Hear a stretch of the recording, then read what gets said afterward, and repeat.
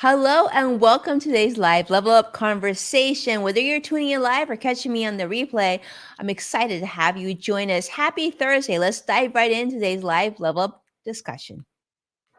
Welcome to Level Up with Winnie Sun.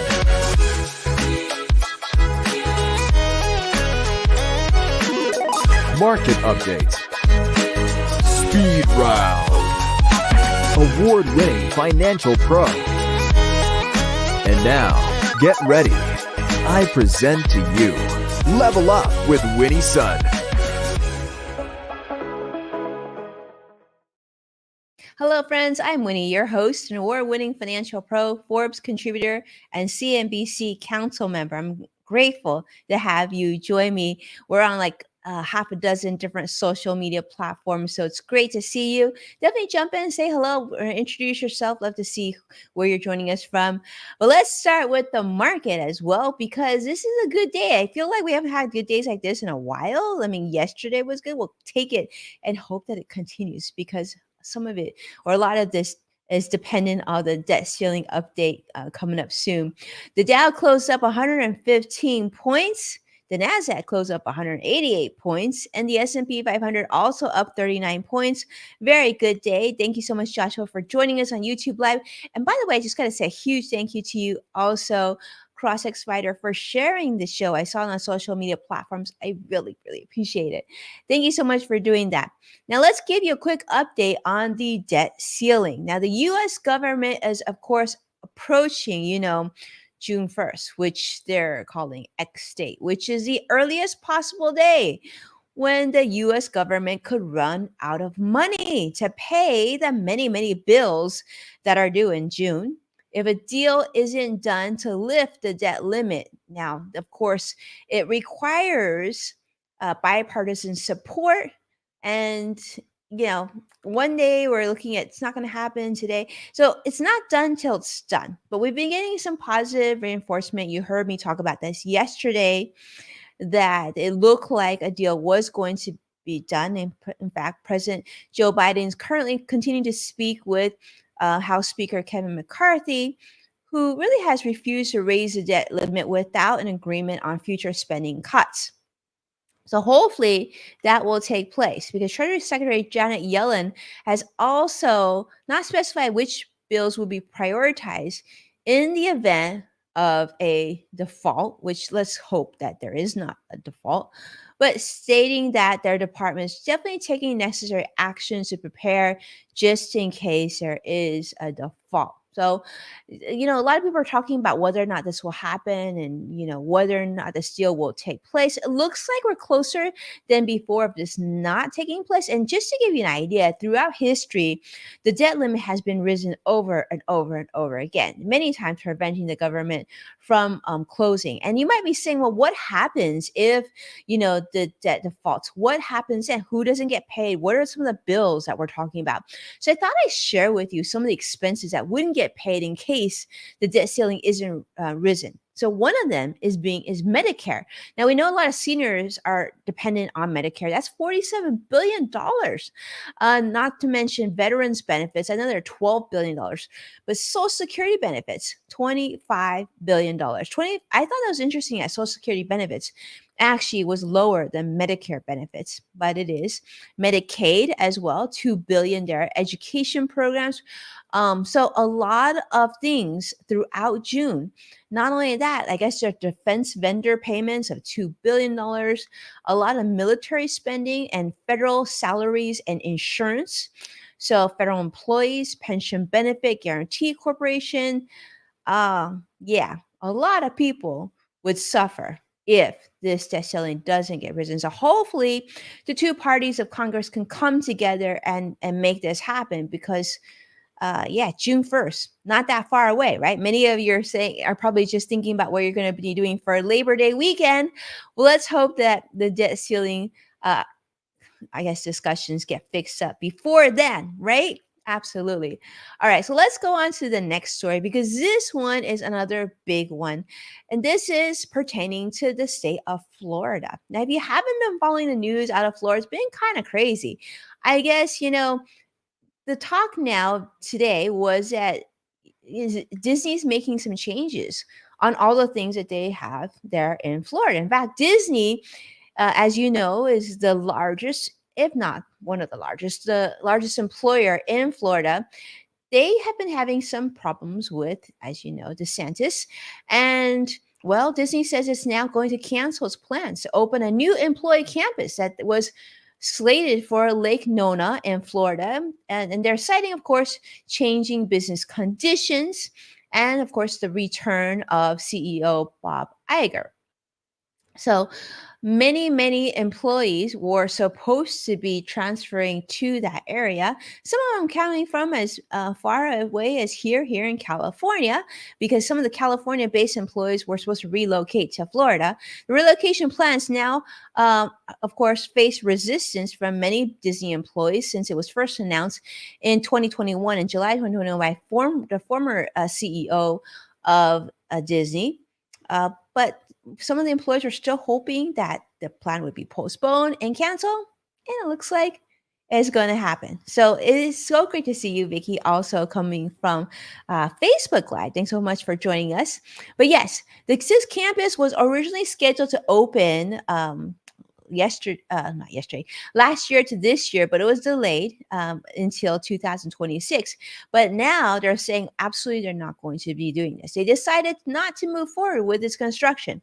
In fact, Disney's headquarters in Burbank has operated satellite offices throughout the country, and they were planning to move some of the employees to Florida. But as you know, with the recent controversy coming out of Florida Governor Ron DeSantis really upset with Mickey and a lot of things that are happening in Disney, making it so that Disney has decided they're going to start to make some changes in the way that they're doing business. And we'll see, because this Disney, remains committed to investing about $17 billion in Florida over the next 10 years, planning to add another 13,000 employees and jobs there. But who knows? Maybe more of that will cease to exist. But yeah, not sure what Florida is doing. Sounds like they're kind of biting the hand that feeds them. But from a business standpoint, of course, we don't go to politics. From a business standpoint, it doesn't seem like the best decision. But we'll see. We'll kind of follow that story, and I'll let you know what's happening. But yeah, so they've already made that discussion. They're not going to build as much in Florida as they originally planned to. So yeah. Hopefully they can fix that. But I mean, between the debt ceiling and what's happening in Florida, we need some good news, don't we? Well, I guess a little bit of good news is Walmart's been doing well. I guess Walmart had a pretty strong quarter despite facing some profit headwinds rising from, believe it or not, organized crime. That's right. Target actually just announced this week as well. Organized crime has really taken a hit and hit a Target and Walmart and a lot of retailers really, really hard. They're saying this is a huge problem. To give you an idea of how big a problem this is, like, for example, Target said that the total loss of like $1.2 billion in 2022 was due to retail crime. Over $1 billion at Target due to organized crime. That's actually really sad.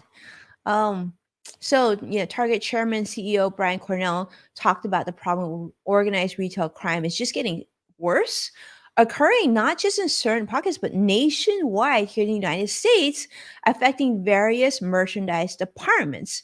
So I guess these violent incidents in crimes in stores produce theft, harming both customers and retailers, because obviously the increase in crime and increase in loss of profits translates to impacting the bottom line to the rest of us who are not involved in this organized retail crime. So really, really sad. But this is according to a late 2022 study by the National Retail Federation. They estimated that goods that have been stolen from stores here in the United States has contributed to over $94 billion in losses in 2021, up from over $90 billion in 2020. And it doesn't seem like it's getting much better.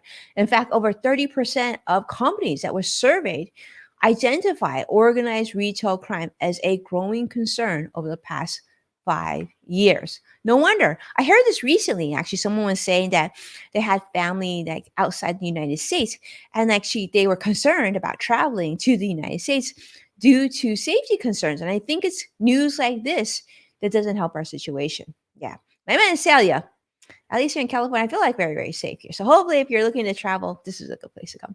But so retailers have opted to, of course, close certain locations. We heard that. We've heard several retailers closing places like, for example, in San Francisco and whatnot. But hopefully things get better because we don't want that, right? Interesting story. I know Vicky was saying interesting story. I thought it was an interesting story too, but I also think it highlights the impact that, crime has on the bottom line for all of us. So you were talking inflation, but also businesses suffering sales and losses that just translate to higher sticker prices for the rest of us. So this is something that really they need to get a handle it. I think that's what we're learning from this for sure. They need to handle it because that impacts all of us and it's really not good. Instead of closing major stores and major cities because of crime, I think, government and business need to come together and find other ways to mitigate this. And the other thing is, I noticed because Walmart was reported pretty good earnings. One of the things I think Walmart has done very well, and Sam's Club, which is I guess their sister company, has done well compared to some of the other retailers. Is they've really like honed in on their digital technology, their app development, right? Curbside pickup. This sort of technology I think has been helpful for the consumer experience, but I gotta think that's been helpful in terms of like some of the theft and organized crime too, right? Because people are buying ahead of time, they go and pick up, just like Amazon. You buy online, it gets delivered, smaller quantities. There's like you're taking away some of that in-store experience for sure. But I'm guessing a lot of businesses such as Amazon don't have to worry as much, I'm guessing, about organized crime. So things to think about. All right. Well, don't worry. I'm gonna end you with a positive story, a fun story. That's how we like to end the show. So this is something that was in the news that I thought was so fun. And yes, this was actually under the topic of business financial news. So some of you might be familiar with Kraft Heinz, right? Really legendary, historical, very popular brand in the ketchup world.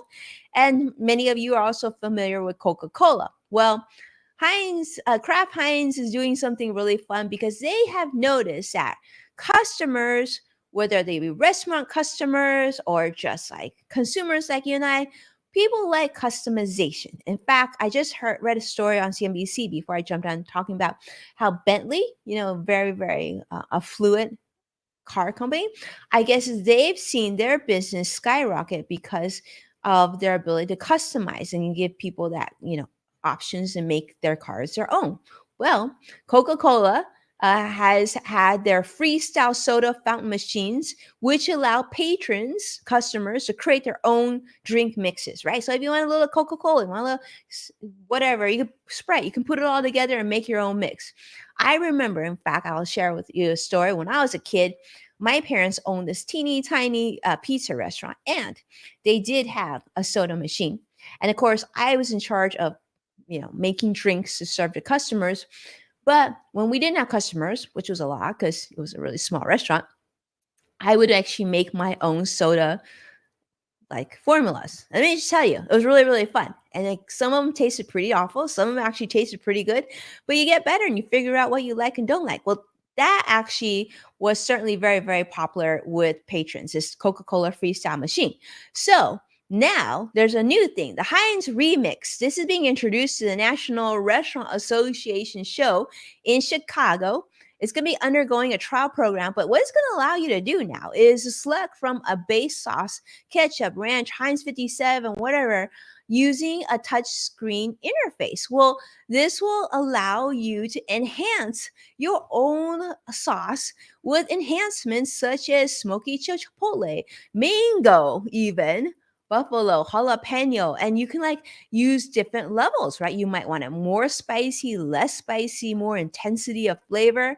So currently this remix is offering about 200 different flavor combinations without requiring customers to mix their own sauces. So this is their goal. They're planning to provide customers with more dipping sauce choices.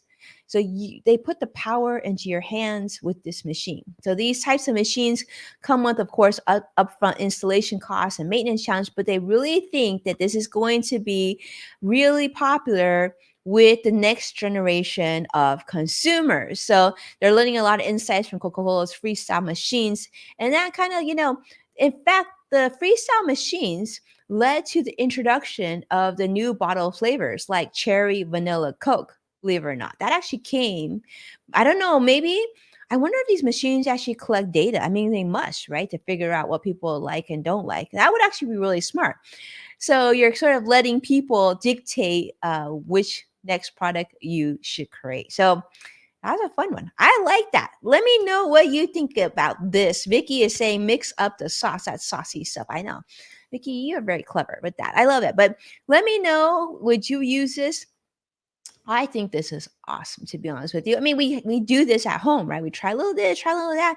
And I know chefs do this all the time, but to put that, I always like giving the consumer more choices. And I think this is certainly one of those things. We're not going to dictate you how spicy you want your ketchup with your French fries or how you want your ranch dressing with your pizza, which is how we do here in California. But it gives you choice, and choice is always a good thing. Let's just see if it picks up and does as well as the Coke machines do. We'll follow that story, and I'll get more information on that if I hear more of that. With that, tomorrow, my friends, we will be coming back with Greg on In the Loop. So hopefully you'll join us tomorrow morning, which is a little bit earlier than our show today. But thank you so much. I so appreciate you, our esteemed, amazing audience, for watching, tuning in for Level Up. If you've enjoyed this video, please make sure to give us a subscribe and a like. I'd really appreciate it. And of course, you can watch full episodes of Level Up with Winnie Sun on NASDAQ, Amazon Fire, Samsung Roku, and many other platforms. And don't forget to check out Yes Factor with Winnie Sun also on Apple Podcasts and the LinkedIn Podcast Network. With that, I can't wait to see you again tomorrow. Stay safe, stay well, have a beautiful rest of your day. Take care now.